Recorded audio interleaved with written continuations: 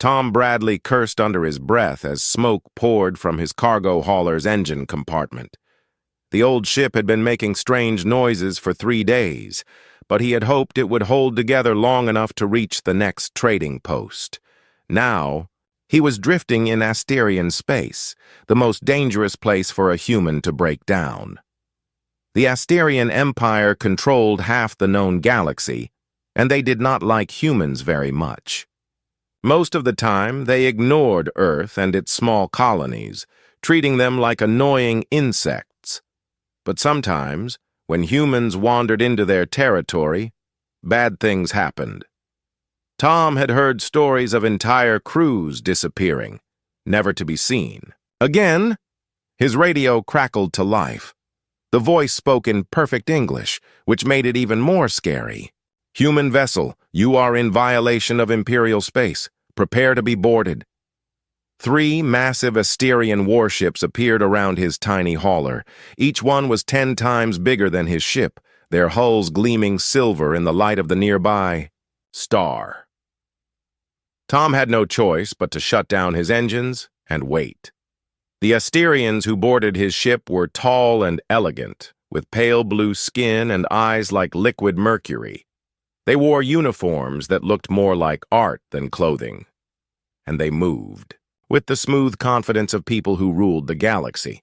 Their leader, a female with golden markings on her forehead, looked around Tom's cluttered cargo bay with obvious disgust. "You will come with us," she said. It was not a request. They took him to their flagship, a ship so large that Tom could not see its edges through the windows. The corridors were wide and tall, decorated with flowing designs that hurt his eyes to look at. Everything was clean and perfect, making Tom very aware of his dirty work clothes and calloused hands. They brought him to a room that was bigger than most buildings Tom had seen. At the far end sat a woman on a throne made of what looked like living crystal.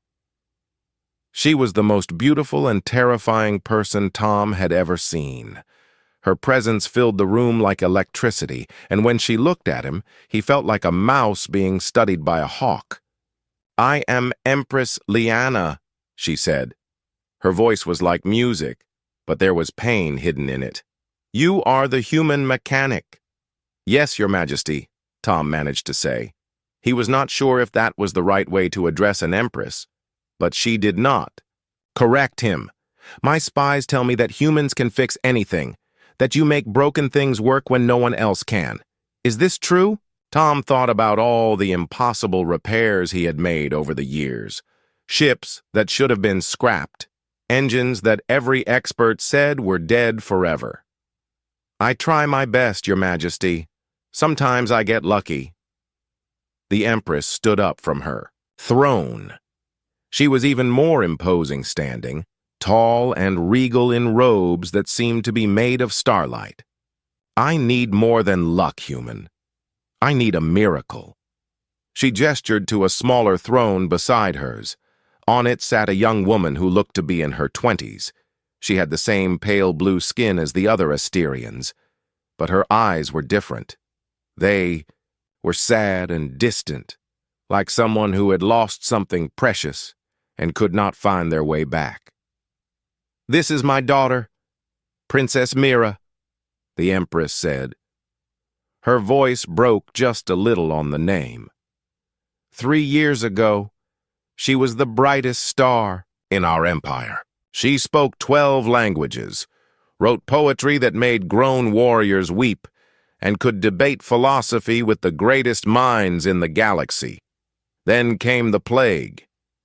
Tom looked at the princess more carefully. She was beautiful, but there was something wrong. She sat perfectly still, her hands folded in her lap, staring at nothing. When her mother spoke about her, she did not react at all. "The neural plague struck our capital world without warning," the Empress continued. "It killed thousands, but Mira survived. The disease is gone from her body, but it took something with it. She has not spoken a single word in 3 years. She cannot write, cannot communicate in any way. The doctors say her mind is trapped inside her own body." Tom felt his heart break a little. The princess was so young, and the sadness in her eyes was the worst thing he had ever seen. "What do the doctors say? Can they help her?" The Empress laughed, but there was no joy in it. "We have tried everything. The finest neural surgeons in the galaxy have examined her.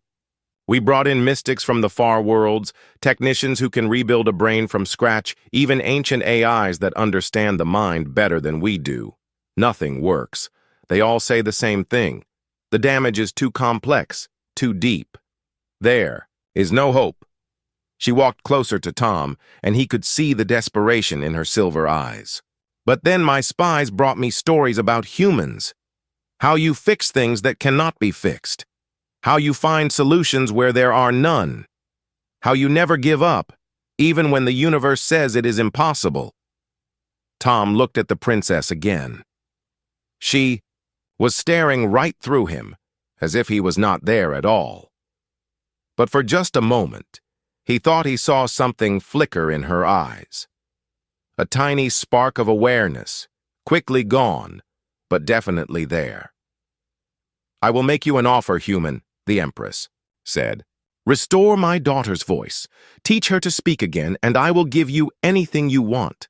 Entire star systems, fleets of ships, more wealth than your planet has ever seen. Anything." Tom's mouth went dry. The Empress was offering him riches. Beyond imagination, he could buy his own planet, his own fleet, become one of the most powerful humans in the galaxy. All he had to do was the impossible. Fix a mind that the greatest experts in the galaxy said could not be fixed. He looked at the princess one more time. This time, he was sure he saw that flicker of awareness. She was in there somewhere, trapped and alone, waiting for someone to find her. "I'll try," Tom said. The Empress closed her eyes in relief. "Then you have already given me more hope than I have had in 3 years." Tom Bradley, cargo hauler and mechanic from the outer colonies of Earth, had just agreed to attempt the impossible. As guards led him to quarters in the royal wing of the palace, he wondered what he had gotten himself into. But when he thought of those sad, intelligent eyes, he knew he had to try, even if it meant his death. Dr. Valen looked at the human with barely hidden disgust. The creature was short and ugly, with rough skin and small eyes. His clothes were stained with grease, and his hands were scarred from years of manual labor. How could this primitive being succeed where the finest minds in the Empire had failed? "The medical wing is through here," Valen said coldly, leading Tom through corridors lined with the most advanced equipment in the galaxy. "You will find that we have already tried every possible treatment. The princess's condition is hopeless." Tom followed the tall Asterian doctor, trying not to touch anything. Everything looked expensive and fragile, like it might break if he breathed on it wrong. The medical wing was bigger than most hospitals on Earth, filled with machines that hummed and glowed with soft light. They stopped in front of a room with walls made of transparent crystal. Inside, Princess Mira sat in a chair by the window, looking out at the gardens. She wore a simple white dress, and her dark hair fell around her shoulders like a waterfall. She was beautiful, but she sat so still that she might have been a statue. "The princess spends most of her time here," Dr. Valen explained. "We have tried to engage her in various activities, but she shows no interest in anything. She eats when food is placed before her, sleeps when led to bed, but she does not truly live." Tom watched the princess through the crystal wall. She did not move, did not seem to notice them talking about her. But something about the way she held her head made him think she was listening. "What exactly did this plague do to her brain?" Tom asked. Dr. Valen pulled up a holographic display showing the princess's brain scans. The images were beautiful and terrifying, swirling patterns of light that showed every thought and memory. The plague created interference patterns in her neural pathways. Think of it like static on a radio. The signal is still there, but it cannot get through clearly. We have tried to amplify the signals, bypass the damaged areas, even replace sections of brain tissue. Nothing works. Tom studied the scans carefully. He had never seen anything like this before, but the patterns reminded him of something. It looks like electromagnetic interference, he said slowly. Like when two radio signals get crossed and jam each other. That is a very crude comparison, Dr. Valen said with a sniff. The brain is infinitely more complex than your primitive radio devices. Maybe, Tom said. But sometimes the simplest explanation is the right one. He was allowed to examine the princess's medical records. The files filled an entire room, thousands of pages of notes and test results from dozens of doctors. Tom read through them all, looking for something the experts had missed. The more he read, the more convinced he became that everyone was making the problem too complicated. Every doctor had tried to fix the princess with advanced technology, neural implants, genetic therapy, drugs that could rewrite memories. They were all trying to force her brain to work around the damage. But what if the answer was simpler? What if her brain just needed help remembering how to work normally? Tom requested permission to spend time alone with the princess. Dr. Valen was horrified by the idea, but the Empress agreed. If the human could succeed where others had failed, she was willing to try anything. The first time Tom entered the princess's room, she did not look at him. He sat down in the chair across from her and started talking. He told her about his ship, about the cargo runs he made between distant worlds, about the strange things he had seen in his travels. She gave no sign that she heard him, but he kept talking anyway. I once had a ship's computer that got struck by lightning, he said. After that, it could only speak in poetry. Everything came out in rhymes. The cargo bay is full today.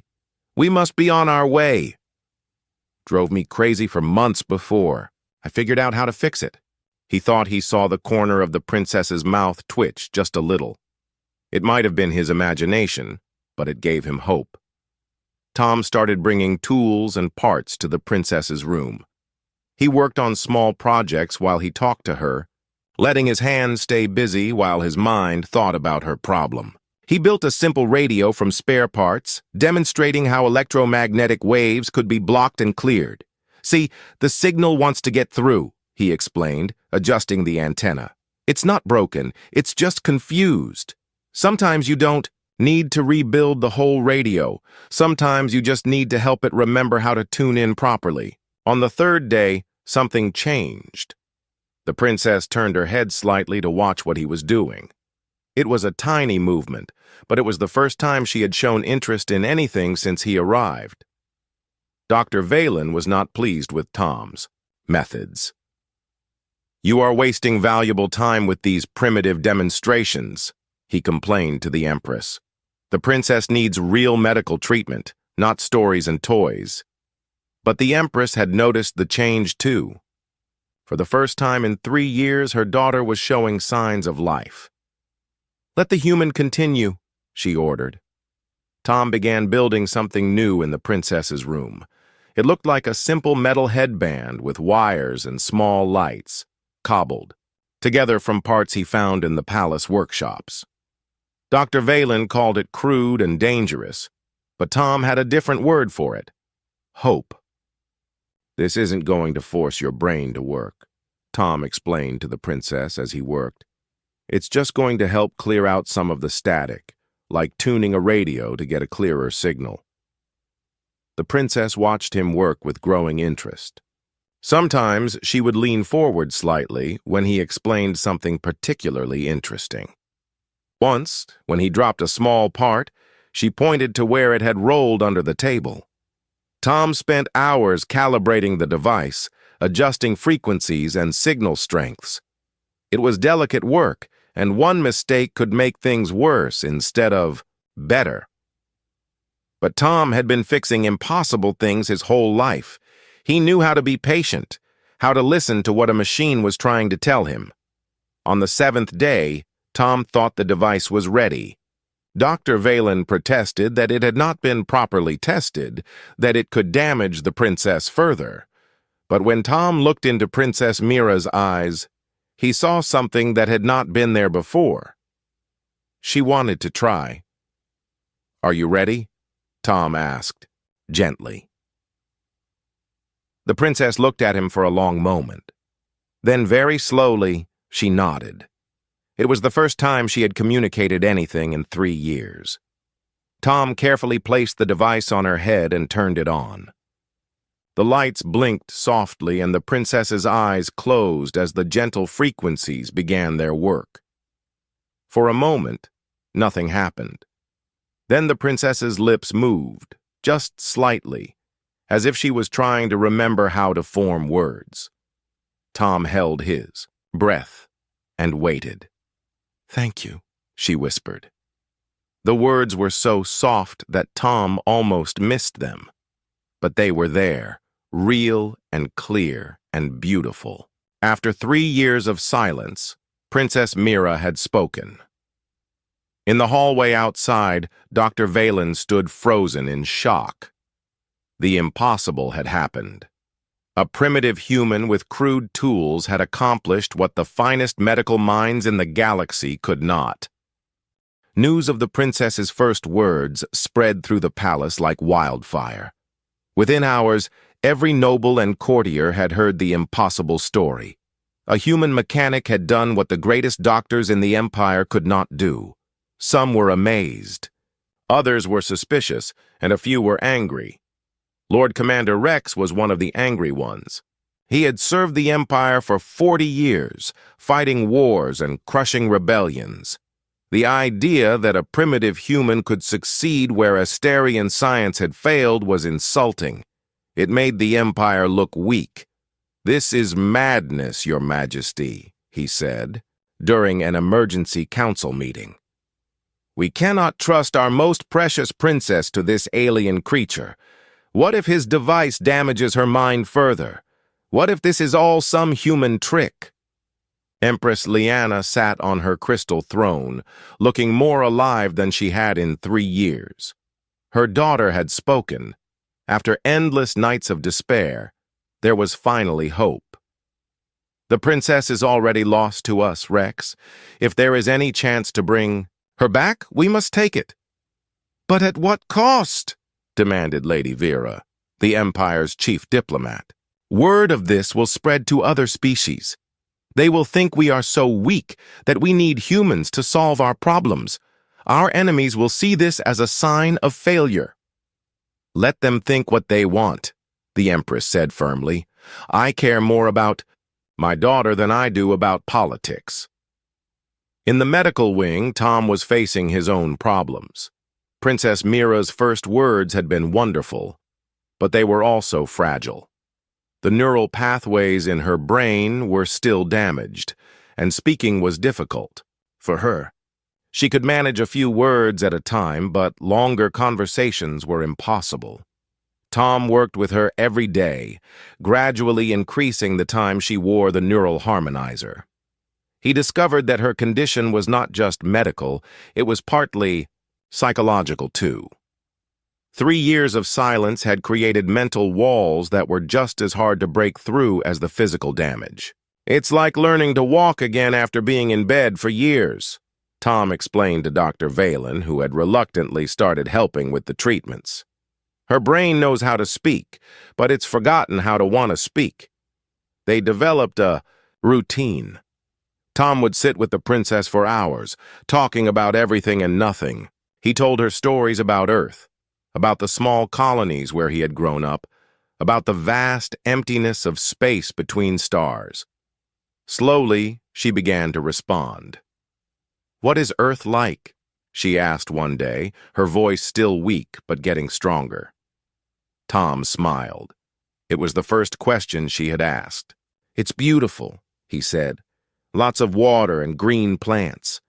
The sky is blue, not purple like here. And it's crowded. billions of people living in cities that stretch to the horizon. Do you miss it? Sometimes, but I like traveling more. Every world is different. Every species has something new to teach you. The princess thought about this for a long time. I used to love learning about other worlds, she said quietly. Before the plague, I studied the cultures of 100 different species. I wanted to visit them all someday. You still can, Tom said. When you're better, you can travel anywhere you want. If I get better, you will. You're already talking to me, aren't you? As the princess's condition improved, the political situation in the palace grew worse. More and more courtiers began to see Tom as a threat. If a simple human could solve problems that Asterian experts could not, what did that say about Asterian superiority? The tipping point came when Princess Mira spoke her first full sentence in 3 years. She was having lunch with Tom when she suddenly said, "I remember the taste of sunberries from the royal gardens. They were my favorite when I was little." It was a small thing, but it represented a huge breakthrough. The princess was not just speaking. She was remembering, connecting with her past, becoming herself again. Tom was so excited that he immediately reported the progress to the Empress. Unfortunately, he was overheard by several courtiers, including Lord Commander Rex. That night, Rex called a secret meeting of the noble families. "This human is making fools of us all," he said to the gathered nobles. "How long before other species start demanding human solutions to their problems? How long before they stop respecting Asterian authority?" "What do you propose?" asked Lord Kane, who controlled the Empire's military research programs. "The human has served his purpose. The princess can speak a few words. That's enough. We should send him away before he causes more damage to our reputation." "And if the Empress refuses?" Rex's eyes were cold. "Then we may need to make the decision for her." Tom knew nothing about these political games. He was focused entirely on helping Princess Mira recover. Every day brought new progress. She could speak for longer periods, her voice was getting stronger, and most importantly, she was beginning to show interest in the world around her. "Tell me about the other colonies," she said one afternoon. "The ones where humans live." "Well, there's New Terra, where they grow food for half the sector. The soil there is red and the sunsets are incredible. Then there's Station Beta, built inside an asteroid. The people there are miners. Tough as nails, but friendly once you get to know them." "Are humans treated well in the galaxy?" Tom hesitated. It was a complicated question. "Not always. Most species see us as newcomers, primitives who don't belong among the stars. We have to work twice as hard to get half the respect." The princess was quiet for a long time. "That's not fair." "No, it's not. But life rarely is. When I am Empress, I will change that." Tom looked at her in surprise. It was the first time she had spoken about the future, about taking her place in the Empire. "You think you'll be Empress someday?" "Mother has no other children. It is my duty." She paused, then added quietly, "If I can ever be worthy of it again." "You're already worthy. You just need to believe in yourself."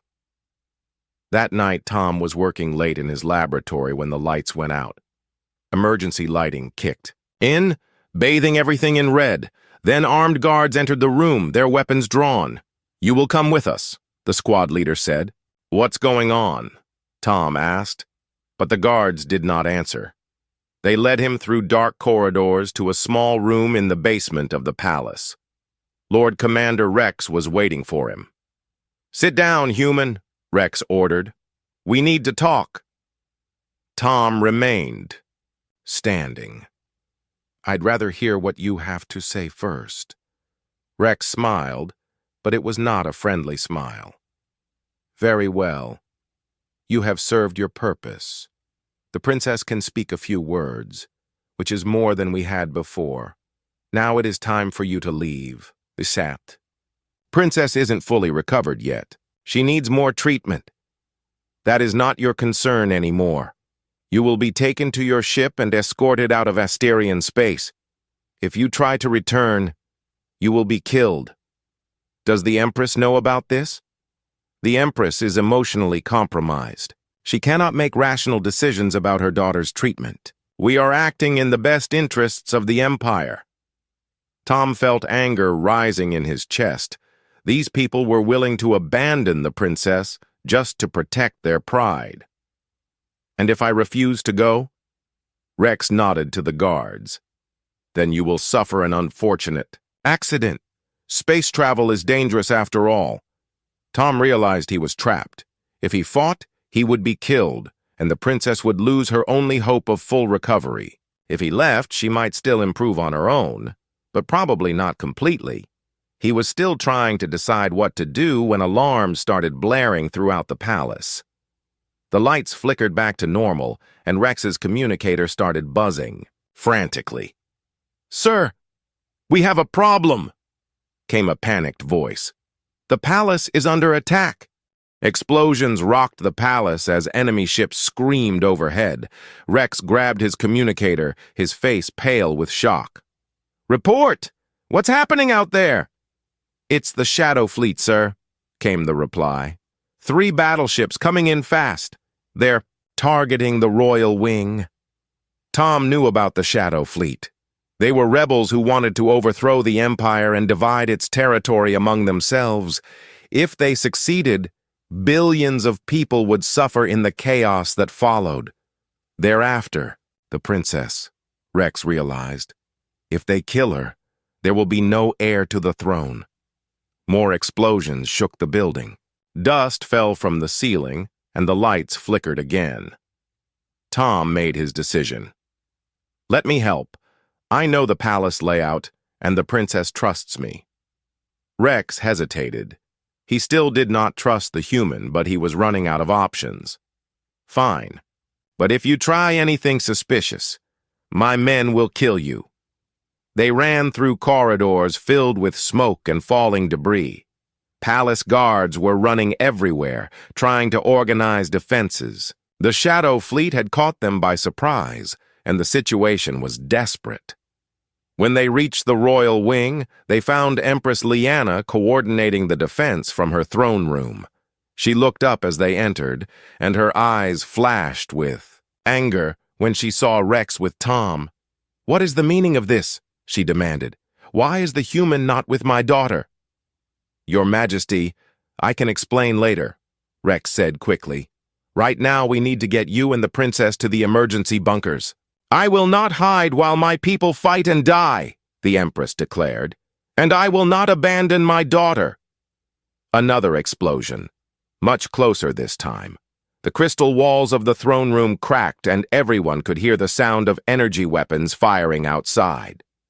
The Shadow Fleet was already inside the palace. Tom looked at the tactical displays showing the battle. The palace defenses were failing, and enemy troops would reach the Royal Wing within minutes. "Where is Princess Mira?" he asked. "In her room," the Empress replied. "I sent guards to protect her." "That's not enough. If the Shadow Fleet wants her dead, a few guards won't stop them." Tom studied the palace blueprints on the tactical screen. There was a maintenance tunnel that ran from the princess's room to the emergency bunkers, but it would take someone who knew the technical systems to navigate it safely. "I can get her out," Tom said, "but I'll need help." The Empress nodded immediately. "Take whatever you need." Rex was still suspicious. "How do we know you won't use this chaos to escape with the princess? You could sell her to the highest bidder." Tom looked at him with disgust. "Because unlike you, I actually care about helping her." Before Rex could reply, enemy soldiers burst into the throne room. They wore black armor and carried weapons that could cut through steel like paper. The palace guards opened fire, but they were outnumbered and outgunned. Tom grabbed a fallen guard's weapon and started shooting back. He was not a soldier, but he had learned to defend himself during years of cargo runs through dangerous space. Beside him, Empress Lyanna fought with the grace of a trained warrior, her energy blade cutting through enemy armor. "Go!" she shouted to Tom. "Save my daughter!" Tom ran through smoke-filled corridors toward the princess's room. Behind him, he could hear the battle raging as more enemy troops poured into the palace. The Shadow Fleet was winning, and everyone knew it. He found the princess's room in chaos.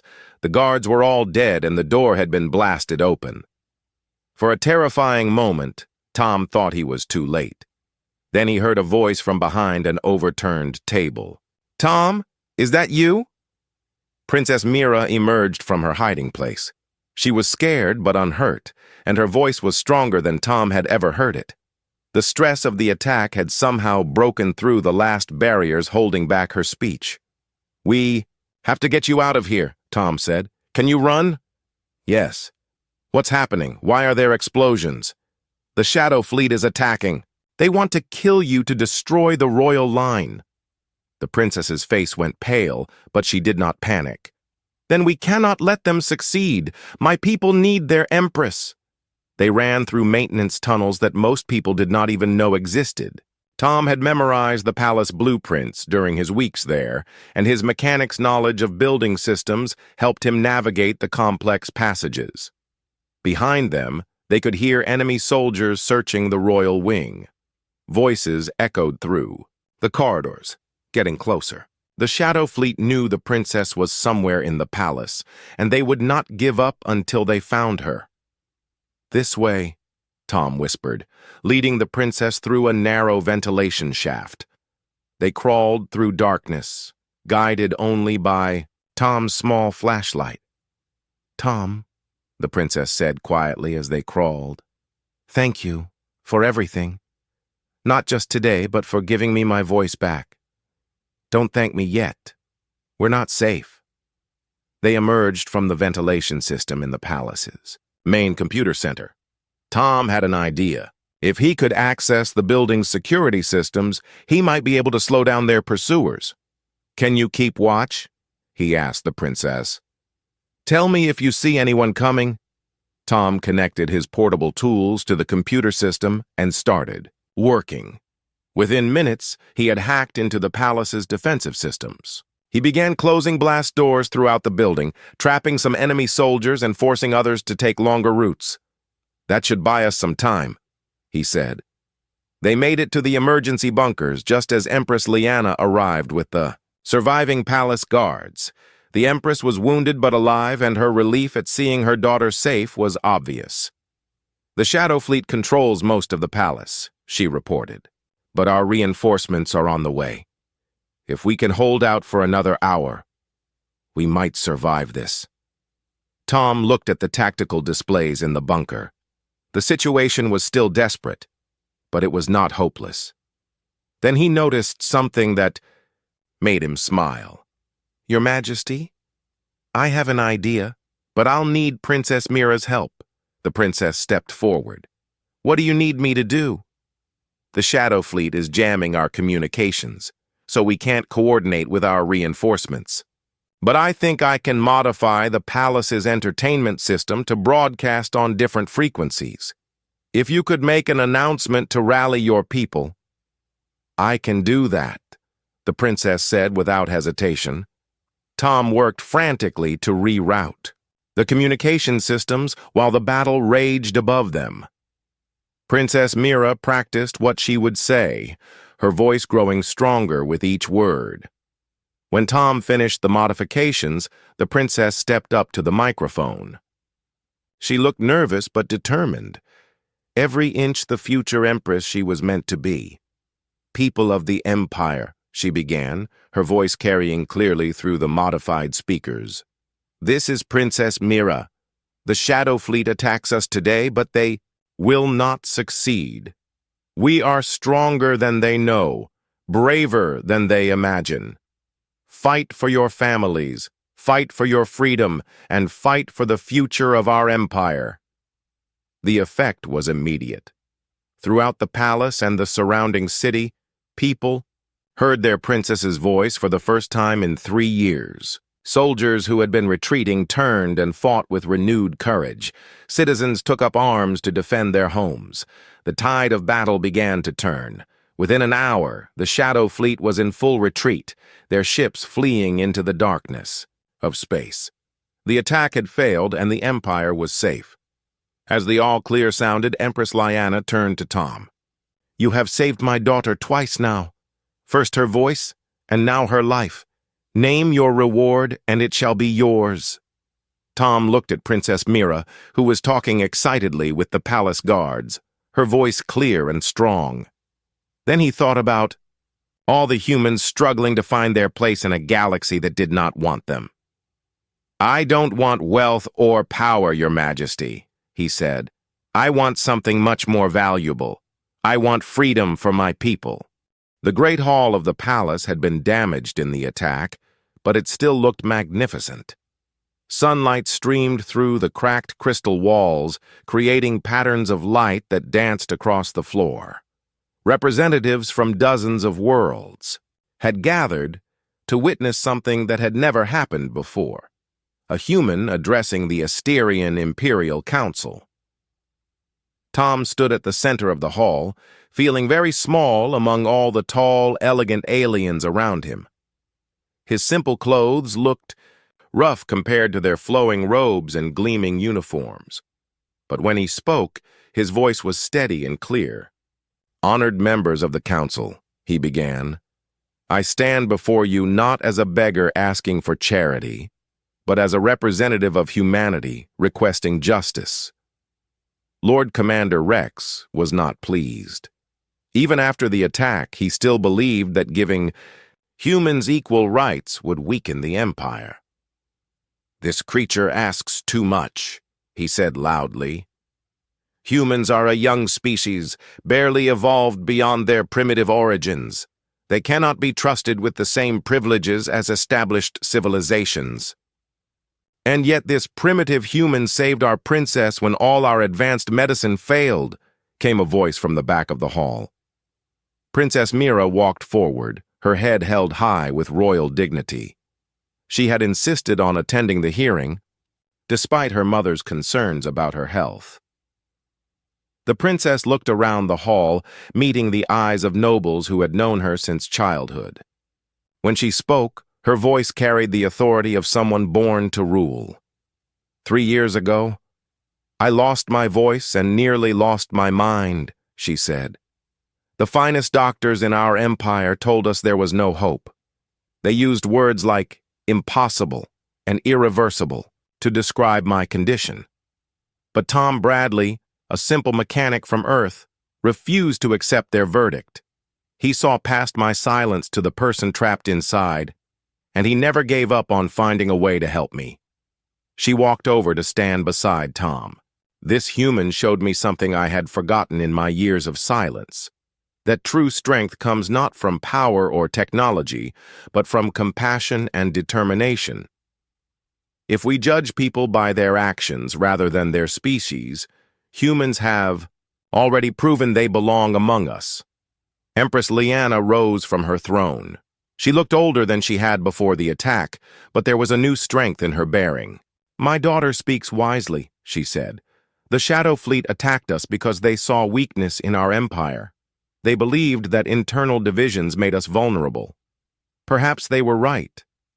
The Empress walked down from her throne to stand with Tom and her daughter. For too long we have treated other species as inferior, denying them the rights and opportunities they deserve. This policy has not made us stronger. It has made us isolated and resented. It is time for change.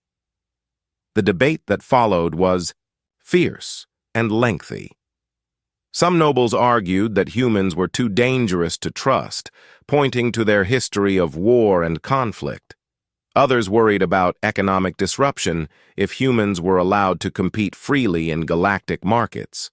A few even suggested that the Empress was being controlled by some kind of human mind control technology. Tom listened to all the arguments with patience. He had expected resistance, and he was prepared for it. When the nobles finally asked for His response, he stood up calmly. "You speak of human violence and aggression," he said.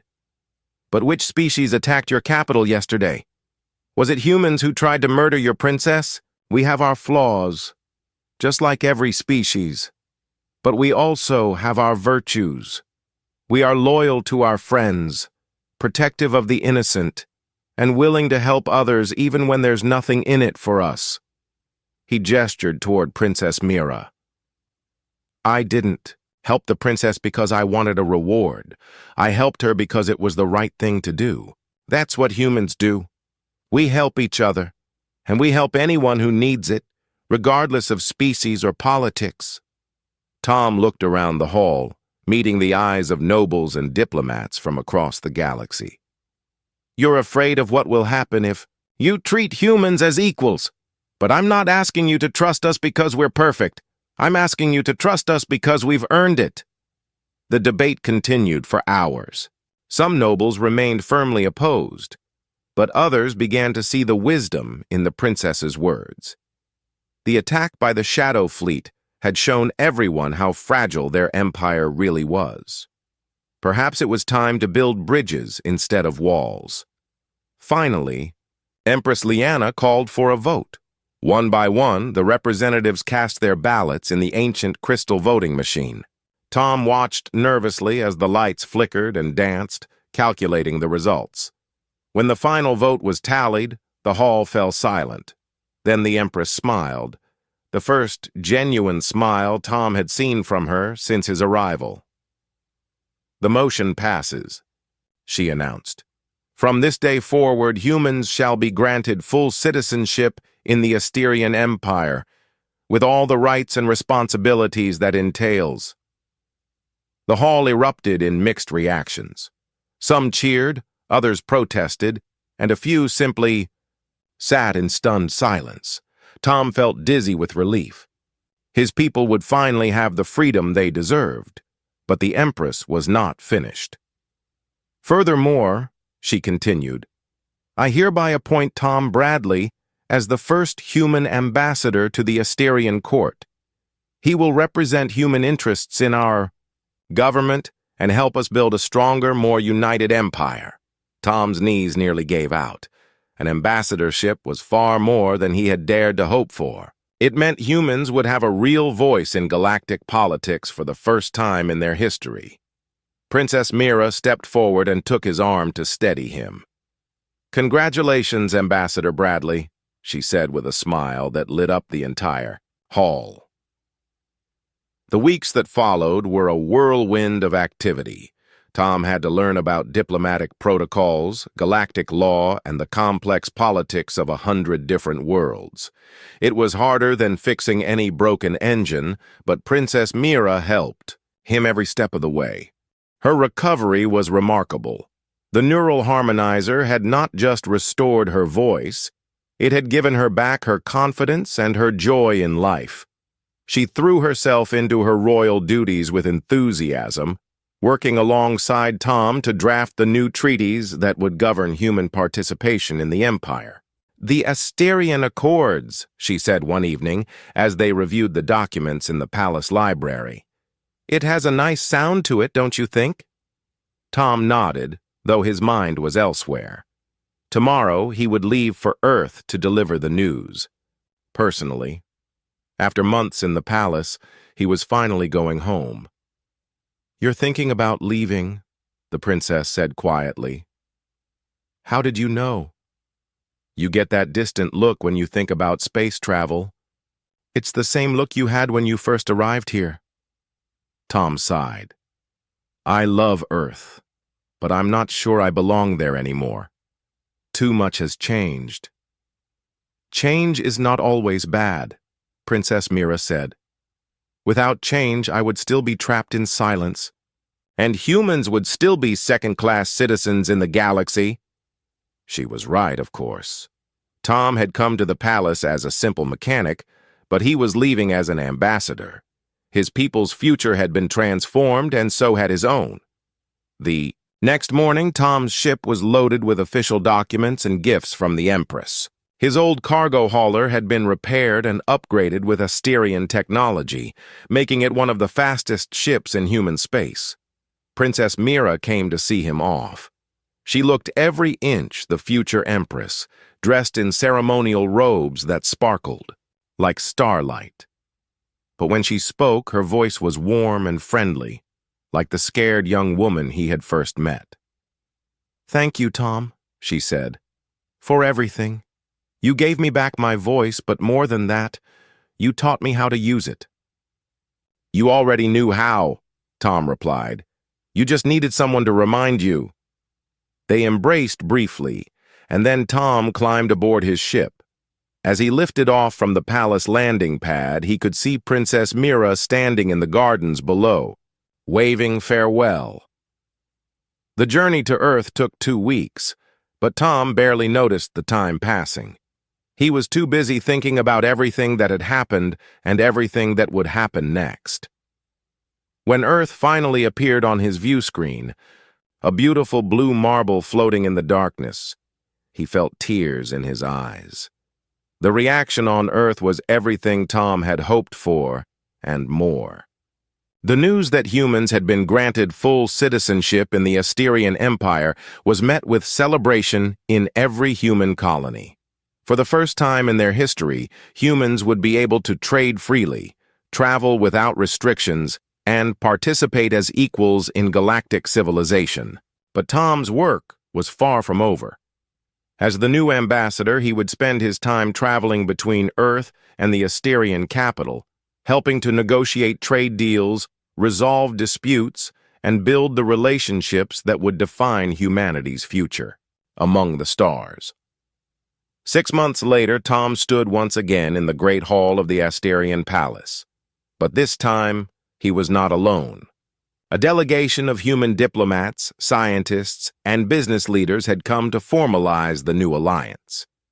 Princess Mira addressed the gathering with eloquence and grace. Her voice, once lost and now restored, carried clearly through the hall, as she spoke of cooperation and mutual respect between species. "Today marks the beginning of a new age," she said. "An age where we judge each other not by the shape of our bodies or the color of our skin, but by the content of our character. The human Tom Bradley showed us that true strength comes from helping others, and that is a lesson we must never forget." When the ceremony was over, Tom found himself alone with the princess in the palace gardens. She had changed since his first departure, growing more confident and wise. Someday soon she would be Empress, and Tom knew she would be a great one. "Do you ever regret it?" she asked. "Giving up your simple life as a cargo hauler for all this complexity?" Tom looked up at the alien stars shining overhead. Somewhere among them was Earth, and the billions of humans who would now have opportunities their ancestors could never have imagined.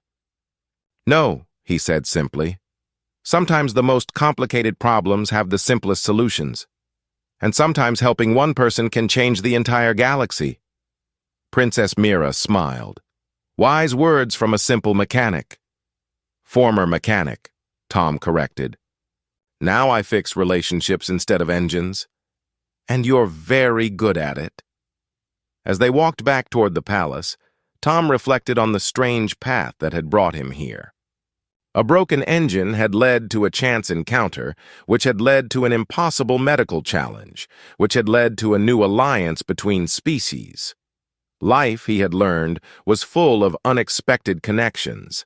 The galaxy was vast and full of wonders, but it was also full of people, human and alien alike, who just wanted to find their place among the stars. Tom Bradley, former cargo hauler and current ambassador, had helped them take one small step toward that goal. And in the great hall of the palace, where Princess Mira's voice now rang out clear and strong, that step felt like the beginning of something magnificent.